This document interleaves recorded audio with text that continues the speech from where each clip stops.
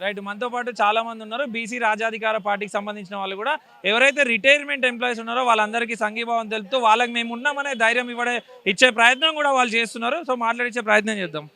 అన్న నమస్తే. అన్న నమస్తే. చెప్పండి, అసలు ఇంత ఏజ్ దాదాపు 60, 70, 80 ఏజ్ వాళ్ళు కూడా రోడ్ ఎక్కిన పరిస్థితి, ఇప్పటికీ కూడా గవర్నమెంట్ పట్టించుకోలేదు. దాదాపు 4 సార్లు వాళ్ళు నిరసన వ్యక్తం చేసినా వాళ్ళు పట్టించుకోవట్లేదు. ఏం చేద్దాం అనుకుంటున్నారు? మేము గతంలో కూడా ఇన్ సర్వీస్ ఉద్యోగులందరం కూడా ముక్త కంఠంతో చెప్పడం జరిగింది.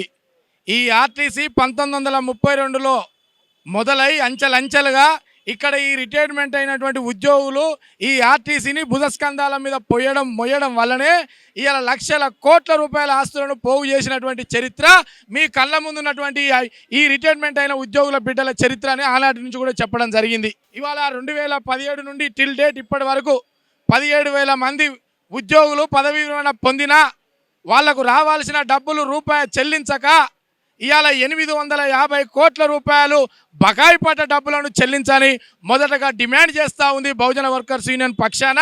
అలాగే తెలంగాణ రాజ్యాధికార పార్టీ తీన్మార్ మల్లన్న గారి నాయకత్వంలో బహుజన వర్కర్ యూనియన్ పనిచేస్తూ ఉంది కనుక వెంటనే 850 కోట్లను చెల్లించాలని డిమాండ్ చేస్తూ ఉన్నాం.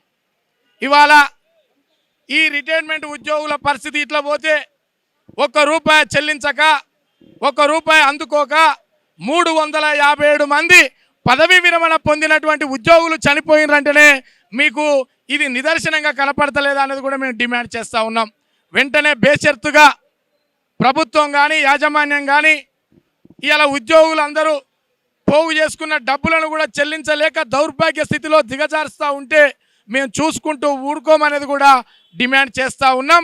850 కోట్లు వెంటనే చెల్లించాలా. ఇన్ సర్వీసు ఉద్యోగులు కోఆపరేటివ్ సొసైటీలో డబ్బులు రూపాయి పోగు చేసుకున్న డబ్బులు 960 కోట్లు కూడా బకాయి ఉన్నారు.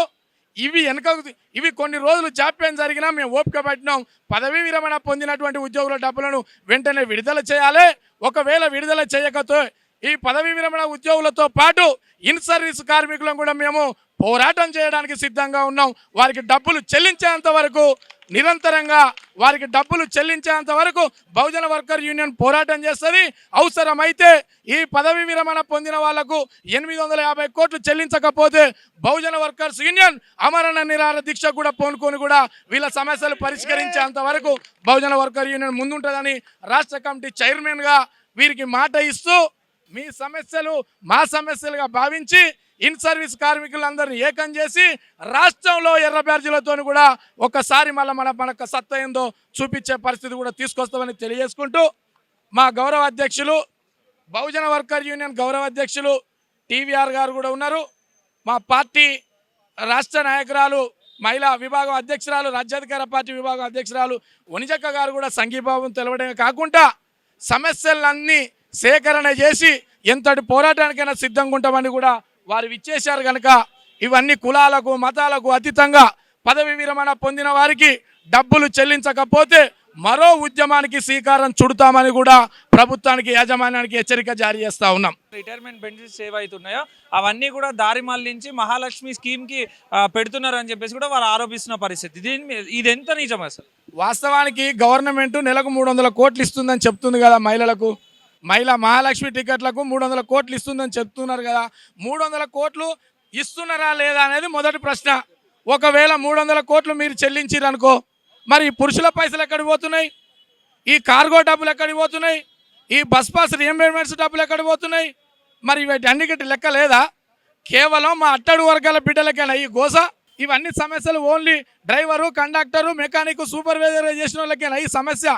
వీళ్ళకే ఉందా? అందరికీ ఉందా? ఇవాళ తెలంగాణ రాష్ట్రంలో 2017 నుంచి సుమారు 10 సంవత్సరాలు రిటైర్మెంట్ అయ్యి డబ్బులు అందలేదంటే ఎంత సిగ్గుషేటు ముచ్చటాన్ని కూడా నేను హెచ్చరిక జారీ చేస్తా ఉన్నా. ఇది ఎక్కడ ఉందా? ఏ రాష్ట్రంలో ఈ సంస్కృతి ఉందా?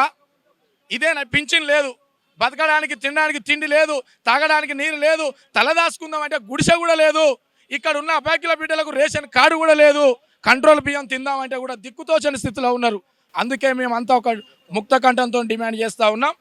మా టీవీఆర్ గారు కూడా పార్టీ తరఫున కూడా మాట్లాడడానికి బహుజన వర్కర్ యూనియన్ గౌరవ అధ్యక్షులు ఉన్నారు కాబట్టి వీరి పక్షాన ఏ పోరాటం చేస్తారో ఆ పోరాటానికి మేము సంపూర్ణ మద్దతు ఇస్తామని కూడా తెలియజేస్తా ఉన్నాం.